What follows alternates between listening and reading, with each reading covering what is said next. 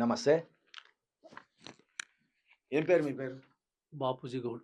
బాపూజీ గౌడ్. ఎక్కడ మనది? పీపనగల్ల. పీపనగాల, మహబూబ్ మహబూబ్ నగరా? మహబూబ్ నగర్, ఉమ్మడి జిల్లా. ఉమ్మడి జిల్లా. వనపర్తి జిల్లా, కొత్త ఇప్పుడు జిల్లా. కొత్తగా వానపర్తి జిల్లా. వనపర్తి జిల్లా. ఏమైందసలు? నేను 1989 డీఎస్సీ రాసిన. ఆ! రాసిన తర్వాత 1989. 89, 89 ఆ! డీఎస్సీ. ఆ! రాసిన తర్వాత నేను ఇంటర్వ్యూ కాల్ లెటర్ వచ్చింది. ఇంటర్వ్యూకి అటెండ్ అయినా. ఎప్పుడు? 89 జూన్ 10వ తారీఖు. హ్మ్. అటెండ్ అయిన తర్వాత ఓరల్ టెస్ట్ కూడా అయిపోయింది. హ్మ్. అయిపోయిన తర్వాత ఏమైందంటే అంతవరకే నాది. నా నా ముందు నెంబరు నాది 1496. నా ముందు నెంబర్ 1495కు నా మార్కులనేసి వాళ్ళకి పోస్టింగ్ ఇచ్చిండ్రు. మీకచ్చిన మార్కులను ఆబ్సెంట్ అయిన వాళ్ళకు, ఆబ్సెంట్ ఆబ్సెంట్ అయిన నెంబర్కు మార్కులేసి పోస్టింగ్ ఇచ్చిండ్రు. అంటే ఆమె అసలు హాజరు కాలే. ఓరల్ ఎగ్జామ్ రాయలే. ఎగ్జామ్ ఆబ్సెంట్ లిస్ట్ ఉంది, ప్రూఫ్ ఉంది. ఆ! తర్వాత పోస్టింగ్ ఏం పేరు ఆమె పేరు? P Vakulamalika, son of P Rangaiah. ఎక్కడ వాళ్ళది? వాళ్ళది కల్వకుర్తి. కలవకుర్తి. ఇప్పుడు 85 మీది? 89 89 అంటే ఆల్మోస్ట్ అయిపోయింది. 25, 24 33 సంవత్సరాలు. 33 సంవత్సరాలు. 34 సంవత్సరాలు. ఇప్పటి వరకు అసలు అది తేలక నాకు చెప్పక నేను ఎన్నిసార్లు తిరుగుతా యాసకొచ్చి మర్సంగొని అన్ని ప్రూఫ్స్ అయితే తీసుకోగలిగిన తర్వాత కోర్టుకు పోయినా ఎమ్మడే. 1 ఇయర్ తర్వాత కోర్టుకు పోతే కూడా వాళ్ళు సమాధానం చెప్పారు. తప్పుడు మార్కులు ఇచ్చిండ్రు. కౌంటర్ కేసాను మార్కులు. తప్పుడు మార్కులు ఇచ్చిన తర్వాత అదే ఎట్లా పెట్టుకొని మళ్ళీ వాస్తవాలు తీసుకున్న తర్వాత పలానా సో అండ్ జరిగినాక రికార్డ్ అన్ని ప్రూఫ్స్ తీసుకున్నా రాతపూర్వకంగా. తీసుకున్న తర్వాత ఏంటంటే ఆమెను నాకు ఈ డిఎస్సికి సంబంధం లేదు, నేను 80 డిఎస్సి అని ఆమె చెప్తుంది. ప్రూఫ్ 85 డిఎస్సి సెలెక్ట్ అయిన అంటది. ఇక్కడ డ్యూటీ చేసింది, అక్కడ జాబ్ చేసింది. ఆ సర్వీస్ మ్యాటర్లు అట్లా ఉంది. సర్వీస్ మ్యాటర్లు మొత్తం తప్పుడు. గద్వాల డిఓకు, తర్వాత మామనాడు డిఓకు ఎన్నిసార్లు పెట్టినా ఆమెకు ఇప్పుడు జిహెచ్ఎం పోస్టు కూడా ప్రమోషన్ ఇచ్చాను. నేను ఇన్ని చెప్పిన తర్వాత కోర్టుకు చెప్పిన తర్వాత కోర్టు 2016 నుంచి హైకోర్టుకు అన్ని ప్రూఫ్స్ తీసుకున్న తర్వాత కోర్టుకు పోతే ఇంతవరకు ఒక్కసారి కూడా నోటీసులు ఎన్నిసార్లు అయినా ఒక్కసారి కూడా కౌంటర్ వేయలేదు. No reply. అసలు 34 సంవత్సరాలుగా దీన్ని పట్టించుకోలేదు. ఎవ్వరు లేరు, పలికరించడం నేను. హైకోర్టు డెసిషన్ కూడా ఆర్డర్ ఇచ్చింది నాకు. ఆర్డర్ ఇచ్చిన తర్వాత నవంబర్ 2022 చూపించండి. అంటే ఇంకోటి మైకు అంటే మీకు ఇచ్చిన తర్వాత కూడా కోర్టు ఆర్డర్ ఇచ్చిన తర్వాత కూడా వీళ్ళు అధికారులు తొలగిస్తలేరా? ఇప్పుడు మీకు ఎంత వయసు?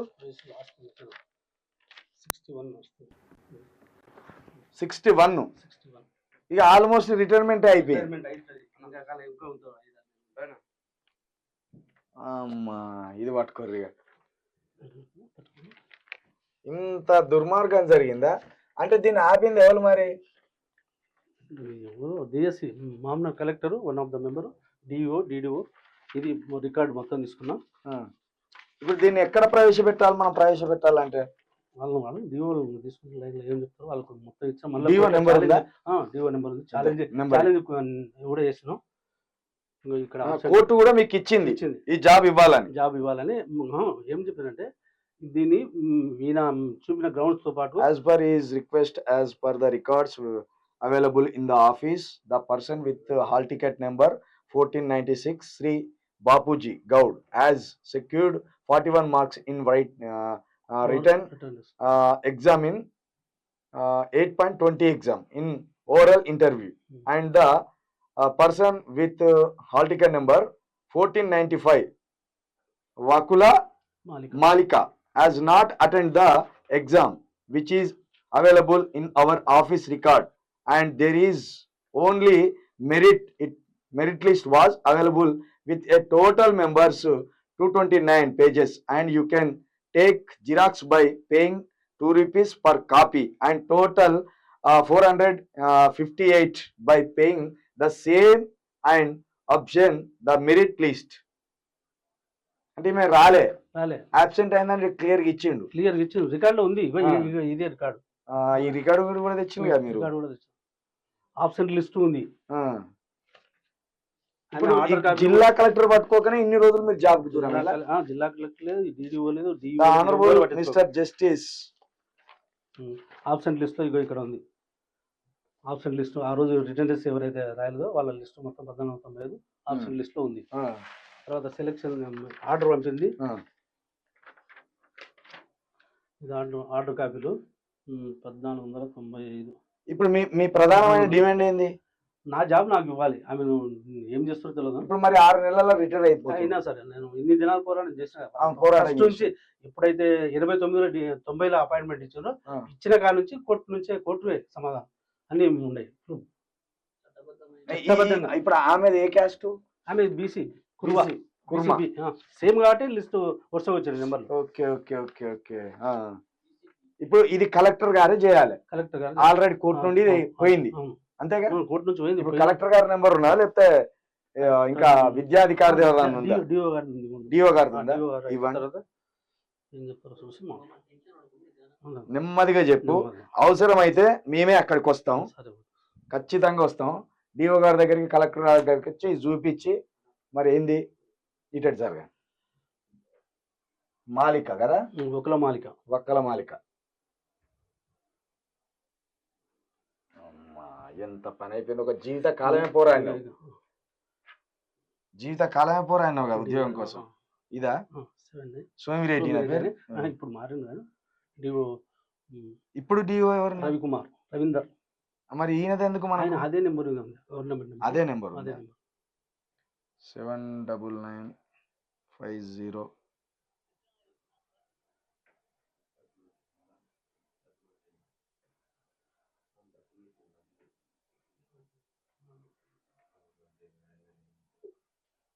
ఏం పేరు? ఈయన పేరు రవీందర్. మీ పేరు ఏదో అన్నారు? ఎస్ బాపూజీ గౌడ్. డిఓ కదా?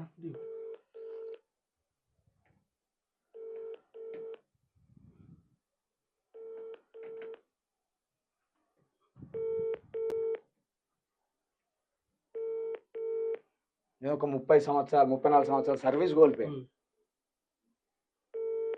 ఇప్పుడు ప్రిన్సిపాల్ పొజిషన్ ఉండే వల్ల అంటే స్కూల్ హెడ్ మాస్టర్ అంటే ఇప్పుడు ఒక 1,20,000 దాకా ఉందా శాలరీ? 1,40,000, 1,50,000 దాకా ఉండొచ్చు. 1,50,000 దాకా ఉన్నదా?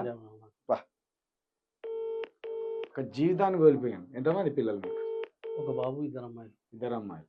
ఇప్పుడు ఏం చేస్తున్నారు? చదివించుకోలేక నేను ఇంటికాడ అగ్రికల్చర్. ఇక ఈ 35-34 సంవత్సరాలు మొత్తం దీనికి కోర్టుల చుట్టూ, ఆఫీసుల చుట్టూ. ఎంత దారుణం ఇది. మెరిట్ లో వచ్చిండు, జాబ్ వచ్చింది, 6 లీస్ట్ వచ్చింది. అసలు ఎగ్జామే రాయని వ్యక్తికి జాబ్ లో కూర్చోబెట్టి ప్రూఫ్ చూపితే కూడా ఆయన జిహెచ్ఎం చేసింది ఇప్పుడు కొత్తగా. అంటే వెనక మరి ఏమైనా పొలిటికల్ లీడర్లు ఉన్నారా, లేకపోతే ఏమైనా పెట్టిందా డబ్బులు? మరి ఇంత కేసు అయితే అంత జరిగినా కూడా ఇంకేమన్నా ఉన్నదా నెంబర్? సూపరింటెండెంట్ ఉన్నదా? చెప్పండి. 93-911 2 నెంబర్లు అయినది. 93-911 డిస్ట్రిక్ట్ సూపరింటెండెంటా? అదే DO office. DO office. Marks list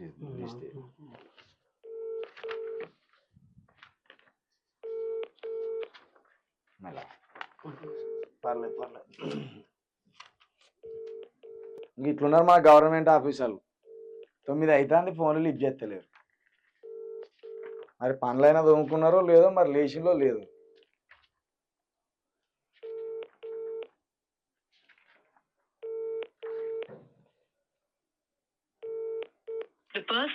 సరే, వీళ్ళు ఫోన్ లిఫ్ట్ చేస్తలేరు.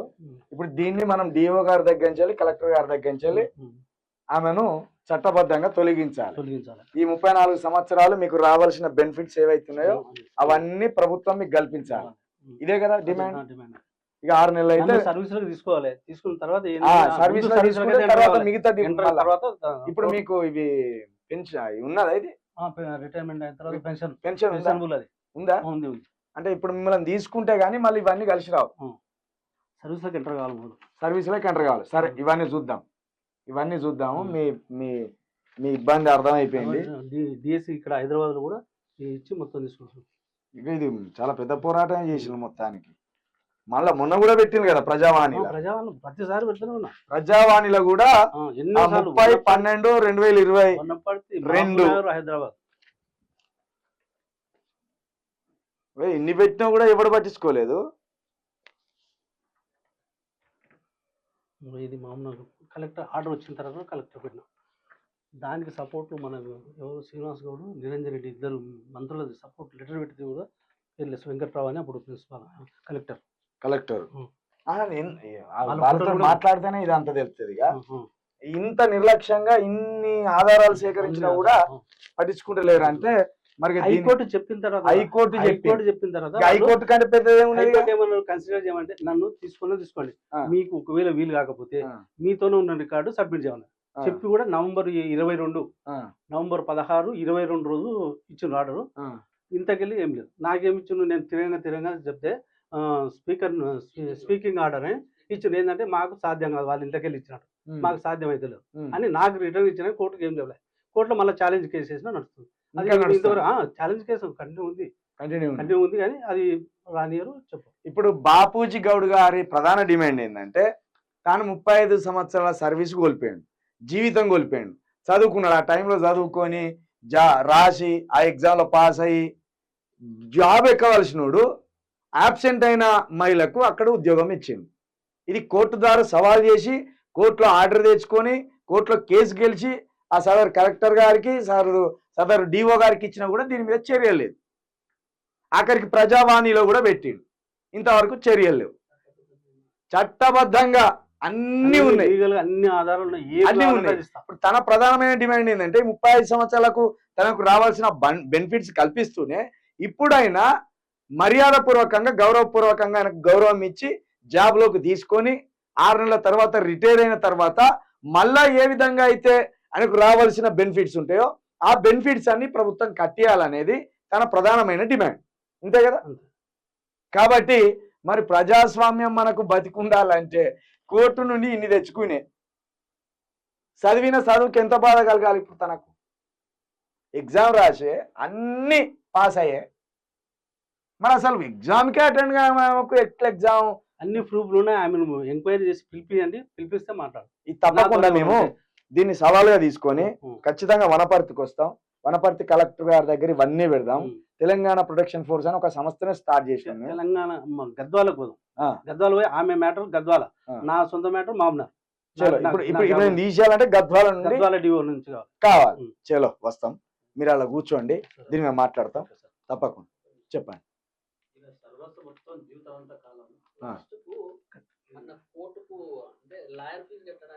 పైసలు మా పుస్తకాల తాడమ్మి పుస్తకాల తాడమ్మి కోర్టు ఫీజు కట్టి ఎవడన్నా ఒట్టిగా వాదించేటోళ్ళు ఈ అన్ని 13 ఏళ్ళ వల్ల అంటే 16 నుంచి హైకోర్టులో వ్యవహారం నడితే నన్ను అసలు ఎటువంటి నోటీసు పోయినా కానీ వాళ్ళకి సమాధానం చెప్పాలి. కోర్టుకు సమాధానం చెప్తారు డిఓ గారు ఆఫీస్ నుంచి చెప్పాలి. వీళ్ళు అసలు రిటర్న్ లెటర్ మళ్ళీ రాలేదు. ఎన్ని పోయినా లెటర్లు అక్కడనే తీసి పక్క పెడుతున్నా కానీ లేదు. చలో దయచేసి మిత్రులారా, ఇక్కడ తెలంగాణ ప్రొటెక్షన్ ఫోర్స్ ఉంది కదా, ఈ నెంబర్ కి మీరు కొంత ఆర్థిక సాయం చేయండి. ఈ పెద్ద ఆయనకు సంబంధించిన ఆ గద్వాల పోతాం, మేము ఆ వనపర్తి పోతాం. అసలు ఈ సమస్య ఎందుకు ఆగింది, దీంట్లో ఇంత కోర్టు ఆర్డర్స్ ఇచ్చినా, ఇంతమంది అధికారులు లెటర్స్ ఇచ్చినా దీన్ని సదర్ కలెక్టర్ గారు కావచ్చు లేకపోతే డిఓ గారు కావచ్చు ఎందుకు పట్టించుకుంటలేరు అనేది ఖచ్చితంగా పోతాం. ఈ రాన్బోన్ ఛార్జ్ల మంద మనం మీరు ఎయ్యి తప్పకుండా పోయి ఆ పెద్ద ఆయనకు సాయం చేయాలి. 35 సంవత్సరాల సర్వీసు నిజంగా చదువుకున్న వాళ్ళు తెలుస్తుంది బాధ. ఆత్మహత్యకు మొత్తం పెట్టినాం, అన్ని చేసినాం, డిఓ ఆఫీస్ ముందర కూర్చున్నాం, ఒక లేపి తోలింది నిమ్మరసం ఇచ్చి లేపి ఉపశమనం చెప్పి. మొన్న మన నిరుద్యోగులు 46 జీవో బాధితులు పాపం ఆ 46 జీవో దేవడం వల్ల ఉద్యోగాలు వెళ్ళిపోయాయి. ఇప్పుడు ఈయన అంతకంటే భయానకం. అసలు పరీక్ష రాయనేమో వచ్చి ఉద్యోగం చేసుకుంటాను, పరీక్ష రాసి పాస్ అయినా ఏమో 35 సంవత్సరాలుగా కోర్టు చుట్టూ తిరగవలసి వస్తాను. ఇట్లుండే మన అధికారుల పని. అదొకటి గమ్మతేమంటే డిఓ మేడం ఉన్నా హుషారాన్ని ఉండగా నేను పోయి ఒకలమాలకి ఇట్లా ఉందంటే లేదు అట్లా ఏముంది, ఆమె చదవచ్చు ఉద్యోగం చేయొచ్చు రాత్రిపూట. అప్పుడు 83, 84, 85లో డిస్టెన్స్ లేవు, నైట్ కాలేజీ లేదు. ఆమె బీఎస్సీ బిఎడ్ చేసి ఇంగ్లీష్ మీడియం చర్చల కాలేజ్ చదివింది. నౌకరి కలవకుర్తి ఏరియాలో నౌకరి చేసింది. ఇవి పొద్దుగులు ఎప్పుడు చేసినా ఇక్కడ డ్యూటీ ఉంది. అయితే డిస్టెన్స్ ఎడ్యుకేషన్ లో అన్నారంటారు కానీ అప్పుడు డిస్టెన్స్ లేదు. ఇంగ్లీష్ మీడియం అది బిఎస్సీ బీజెడ్సీ ఆర్ట్స్ ఉంటే ఉండొచ్చు, కామర్స్ ఆర్ట్స్ ఉంటే ఉంటది. ఇవి సైన్స్ లేవు, మ్యాథ్స్ డిస్టెన్స్ లేవు, డిస్టెన్స్ లేవు, నైట్ కాలేజ్ లేవు. నైట్ కాలేజ్ ఒకటి ఉన్నది కానీ ఆర్ట్స్ ఉన్నది. ఆర్ట్స్ ఉన్నది అప్పుడు 86, 87లో ఉన్నది. ఎంఎస్ కాలేజ్ ఉన్నా కానీ ఓన్లీ అది ఆర్ట్స్ మాత్రం ఉన్నది. ఇది లేదు. బీఎస్సీ బీజెడ్సీ ఎక్కర్లేదు. ఆమె ఏం చెప్పినప్పుడు ఆమె ఆమె సర్వీస్ మ్యాటర్ చూస్తే 3 బిడ్డలు ఆమెకు. ఫస్ట్ బిడ్డ, సెకండ్ బిడ్డ గ్యాప్ ఉంది. సెకండ్ బిడ్డకు, థర్డ్ బిడ్డకు కరెక్ట్ 9 నెలలకు 5 రోజులు తక్కువనే పుట్టింది. దాంట్లో రికార్డు సర్వీస్ మ్యాటర్లో 9 నెలలు కాకముందే ఎట్లా బిడ్డ పుడుతుంది. ఆమె సర్వీస్ మ్యాటర్ చూస్తే మొత్తం తప్పలే ఉంది. అది చాలా పెద్ద క్రిమినల్ కేసు కదా అది. ఉద్యోగంకే ఇక్కడ జాబ్ చేసింది, అక్కడ డిగ్రీ చదివి 3 ఏళ్ళు, 1 సంవత్సరం కాదు. క్రిమినల్ ఈ క్రైమ్ కింద పడ్డట్టేగా. ఆమె ఎన్ని నేను కంప్లైంట్ చేసినా డబ్బులు ఇస్తుంది, మేనేజ్ చేసుకుంటూ పోతుంది, ముందరకు పోతుంది. ఈసారి ఎవరిని మేనేజ్ చేస్తాం మనం కూడా చెప్తాం తప్పకుండా. ఏ ప్రూఫ్ అయినా ఇస్తాను నేను. నాతో ఉన్న ప్రూఫ్స్ మొత్తం ఇస్తా. నా సర్వస్వం కోల్పోయినా, నా పిల్లలు చదువుకొని స్కూల్ ఫీజు కూడా అట్లనే పరిస్థితిలో ఉన్నా నేను. పిల్లలు మంచి ర్యాంకర్లు అయినా కానీ లేదు. ఇప్పుడు ఏం చదువుతాం పిల్లలు? ఒక ఆమె బీటెక్ అయిపోయింది, మూడో బేబీ ఏమో ఎంటెక్ చేస్తుంది మధ్య భోపాల్లో, బాబు ఏమో ఎంఏ ఇంగ్లీష్ ఇక్కడ నిజాం కాలేజ్. ఈ వేదన భయంకరంగా కష్టంగా అట్లా ఉండే వెంటాడుకుంటే వీళ్ళని చదివిస్తుంది. నా అప్పులు ఎన్ని కోట్లకు. ఇప్పుడు నీకు ఈ అధికారులే మోసం చేశాను. కోర్టు ఎవరు చేసిన ఏం కథ కూడా మొత్తం చెప్తా కానీ వాళ్ళు రిటైర్మెంట్. బాలాజీ అని ఒక ఆయన సెక్షన్ క్లర్క్ ఉన్నాడు, ఆయన చేసింది మొత్తం చేసింది ఆయనే. ఇప్పుడు ఆయన నాకు తెలియదు, నాకే తెలుసు అంటాడు. ఆయన ఇంటికి పోయి కూడా అడిగిన. నా ఆవేశం నేను ఏంటంటే నాలో మానవత్వం ఉంది కానీ వీళ్ళంతా బతికిపోయాను, లేకపోతే వీళ్ళందరూ నరుక్కుంటూ రావాలి, లేకపోతే గన్ను బట్టి నక్సల్లా పోవాలి. నాకు నా హృదయం ఉంది, నేను మనిషిని మానవత్వం బట్టి ఇంత దూరం పోరాటం చేసుకుంటాను. నాకు న్యాయం ఎవరు చేయాలి? ఎందుకంటే జాబ్ పోయింది, కష్టపడి జాబ్ పోయింది, వచ్చింది పోయింది అండి. మనకు అప్పటికి నేను పెళ్లి కాలే, మా అమ్మ నాయన ఉండవు, ఇదే కుటుంబంతో అమ్మ నాయన చనిపోయారు. మొన్న రీసెంట్గా అన్న కూడా చనిపోయాయి, హార్ట్ ప్రాబ్లమ్స్. చదివిస్తే ఎంత లాభం లేదన్నట్టు. 30 సంవత్సరాల సర్వీసు, ఏ స్థితిలో ఉండు మనిషి, ఎంత డెవలప్ అయిన పిల్లలు ఇప్పుడు ర్యాంక్ స్టూడెంట్ అంటే ఇంకా ఎంత మంచి ఆర్థికంగా ఉంటే మన పిల్లల్ని ఇంకెంత బాగా చదివించుకుంటాం. నా బాధ ఎవరు అర్థం చేసుకుని లాస్ట్ ఇంటికి వచ్చినా నేను చచ్చిపోవాలంటే ఎప్పుడో చచ్చిపోయాను కానీ సాధించి చచ్చిపోవాలి. ఇదే సోమిరెడ్డి సార్ అన్నాడు, సావకి ఎందుకు బతుకు మళ్ళీ మమ్మల్ని తిప్పలేటాను సార్, మిమ్మల్ని అందరూ చంపిస్తారని నేను వస్తా అంటే చెప్పాను. అప్పటికి డివోర్స్ సోమిరెడ్డి గారు అన్న. మిత్రులారా, దయచేసి మన బాపూజీ గౌడ్ గారి పక్షాన మనమి కలెక్టర్ ఆఫీస్కి పోయి, మనం ఈ గద్వాల కలెక్టర్ ఆఫీసు డిఓ గారి దగ్గరికి పోయి ప్రశ్నిస్తాం. తప్పకుండా న్యాయమైన వైపు ఉన్నది, అది ఎందుకు ఆగింది ముందు అక్కడికి పోయి తెలుసుకుంటాం. ఇక్కడ ఉన్న ఈ ప్రొటెక్షన్ ఫోర్స్ కి సంబంధించి కొంత ఆర్థిక సాయం చేయండి. అక్కడికి పోయి తన తరఫున కొట్లాడి మళ్ళా రిపోర్ట్ ఏందని తీసుకొచ్చి కూడా ఇక్కడ మళ్ళీ చెప్పే ప్రయత్నం చేస్తాం. Thank you. తప్పకుండా మీ వైపు తప్పకుండా వస్తాం.